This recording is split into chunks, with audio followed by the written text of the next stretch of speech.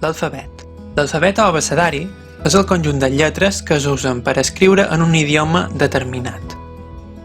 Gran part dels idiomes del món tenen una forma d'escriure's, una forma amb la qual fer pàgines per poder transmetre informació.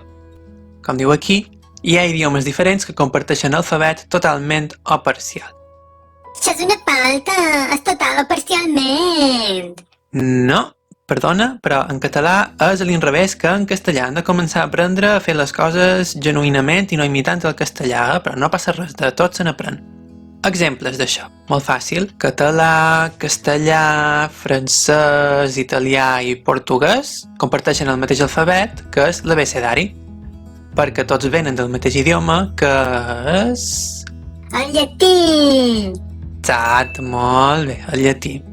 Tenir un mateix origen és una cosa que sovint fa que les llengües futures tinguin el mateix alfabet, i és aquest cas. Hi ha idiomes que tenen un alfabet per ells tots sols. Hi ha cultures que han desenvolupat un alfabet propi que no el comparteixen en cap cultura més. Exemples: el grec. El grec té el seu alfabet, que després vos el mostraré en un moment, que cap altra llengua del món el té. Finalment, hi ha idiomes que no tenen alfabet perquè no s'escriuen. Això tampoc vol dir que siguin pitjors, vull que quedi ben clar.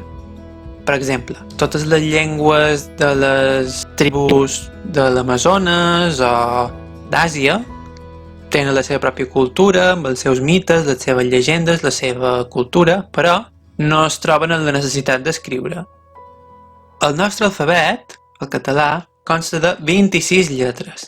Recordeu aquesta xifra: 26, 26, 26, 26, per si vos ho demanen l'examen: 26, 26, 26, d'acord? Repeteixo. De veres? Sí, repeteixo. 26, 26, 26. Molt bé, espero que no se t'oblidi. Ara llegirem l'alfabet, cosa que sembla molt de nin de primària, molt de nin petit, però hi ha persones que s'equivoquen en coses, per tant és important fer un repàs. A, B... Aquí on veus un asterisc és perquè hi ha tendència a dir-ho malament. M'explic. Això no és la B alta, i això altre no és la B baixa. És la B i la V. A Mallorca, Balears, conservam la diferència entre B i V. Per tant, no cal fer cap distinció. Pronunciant-ho com toca, basta per poder identificar cada una d'aquestes consonants. C, no C, D, E, F, no F, G, no G, H, no H, I, n'hi ha que li diuen i llatina també, J, no J, K, L, no L, M, no N, O, P, Q, R, no R, S, no S, T, U, V, no V baixa, X o xeix. Això és molt interessant i molt important. Aquesta grafia, més endavant veurem que són les grafies, pot representar dos sons diferents. Per exemple, xocolata, no chocolate. Xocolata sona diferent a tatxa. I usen la mateixa lletra, la mateixa grafia. Quan sona fluixet, és xeix. I quan és x, és la x. Important, és una grafia que té dos noms diferents perquè representa dos sons diferents. Fàcil, no? Y i Z, no Z, perquè en català no existeixen els sons castellans de Z i J. Per tant, han d'intentar respectar la genuïnitat de la llengua i no contaminar-ho en coses castellanes, en aquest cas, d'acord? Aquí tenim una mostra de l'alfabet grec, que l'alfabet ve d'alfa beta, per si no vos n'havíeu adonat. Hi ha lletres que coincideixen amb les nostres, però n'hi ha d'altres que no. Aquí tenim un idioma inventat de la sèrie de Futurama, no sé si vos sona. Coneixeu aquest meme? Bé, és de la sèrie de Futurama. És també un alfabet perquè les paraules es fan amb una suma de grafies. És un idioma, és com un alfabet normal, que és el que hi ha en taronja, que és com el nostre, i cada grafia té un equivalent en l'idioma extraterrestre de Futurama.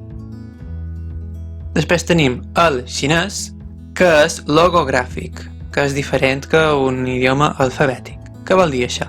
Que cada símbol fa referència a un concepte. Per ells, home, que ho tenim aquí, ells pronuncien per dir home ren. Fixeu-vos que aquí hi ha dos pals.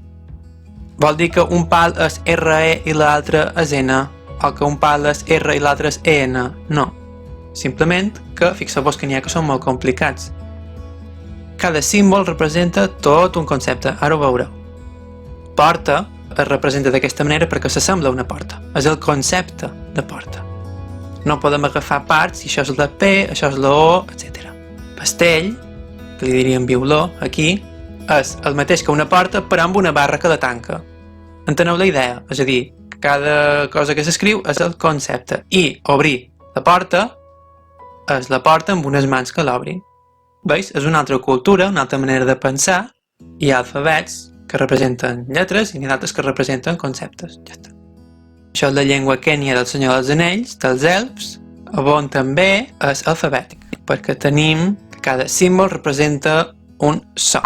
Fixeu-vos que les vocals són accents que s'escriuen damunt les consonants. És com l'àrab. L'àrab té les lletres llargues, que són les consonants, i després els accents de damunt són les vocals. I aquí tenim una llengua artificial per una pel·lícula que vaig conèixer ahir mateix, de la pel·lícula L'Arribada, que va sobre el contacte entre humans i extraterrestres. No vos contaré cap spoiler. La idea és que contracten una filòloga, perquè vegeu que també podem ser protagonistes de pel·lícules, per comunicar-se amb aquests extraterrestres. Aquests extraterrestres no tenen una llengua alfabètica. Ells es comuniquen amb aquests rotllos i cada rotllo representa des d'un concepte fins a una frase sencera. Segons les ratxetes, les marques, les taques que tingui cada rotllo, representa una cosa. Està molt bé. No espereu... sí, hi ha tentacles, o una cosa semblant a tentacles, però no vos espereu una gran pel·lícula amb trets i bombes i naus espacials. És com una pel·lícula més tranquil·la. Al final aconseguiran comunicar-se, sí, no, que és perquè han arribat a la Terra. Ho sabreu si mireu la pel·lícula. Molt recomanable. L'alfabet català. Tenint en compte el nostre alfabet, hem de tenir en compte certes consideracions. La C trencada no es considera una lletra. És el que s'anomena lletra modificada, perquè només apareix quan la C representa so de C i no de K, acompanyat de E o I. I, molta alerta, no existeixen les lletres doble R, doble L i doble S. Són dígrafs. I sí, aquests dígrafs es diuen doble R, doble L i doble S. Però quan lletregeu, heu d'anomenar-les per separat. Després hi haurà una activitat on vos posaré un poc a prova, d'acord? Lletreja les següents paraules. Ara vos donaré una mica de temps perquè ho intenteu, veurem què surt.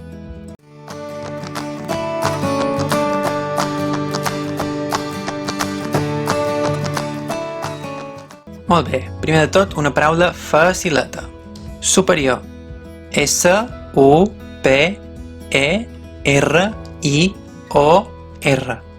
Possibles dificultats. Escriure S i R.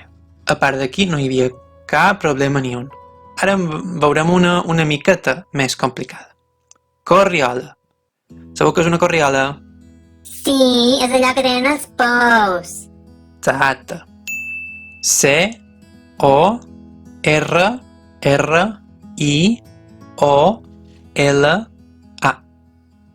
Coses a tenir en compte, que és C i no C, d'acord que s'escriuen igual, però imagina't que en el teu centre et demanen lletrejar oralment. Per tant, has d'anar alerta que a part d'escriure-ho bé, ho has de saber pronunciar bé. Aquí tenim un dígraf que ho veurem tot seguit. No és doble R, sinó, quan lletrejam, R, perquè aquestes dues R's no són una lletra de l'alfabet, són dues lletres, una de vora l'altra. I-O-L-A. L, no, L. Xinxeta. Fixeu-vos com sona. Xinxeta, no xinxeta. Si fos xinxeta, s'escriuria d'aquesta manera. D'igual manera que xesc no és xesc, és xisca, no xisca. Perquè si fos xesc i xisca, s'escriuria d'aquesta manera. hem d'aprendre a llegir, hem d'aprendre a xerrar, cada vegada es costa. Per culpa de la interferència amb el castellà, evidentment. Xeix, I, N, xeix, E, T, I, A.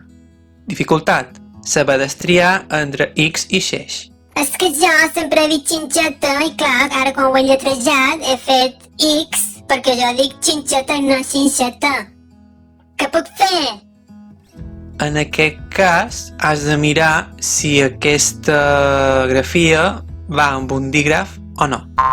Intenta mirar, veurem si és un dels dígrafs que coneixes.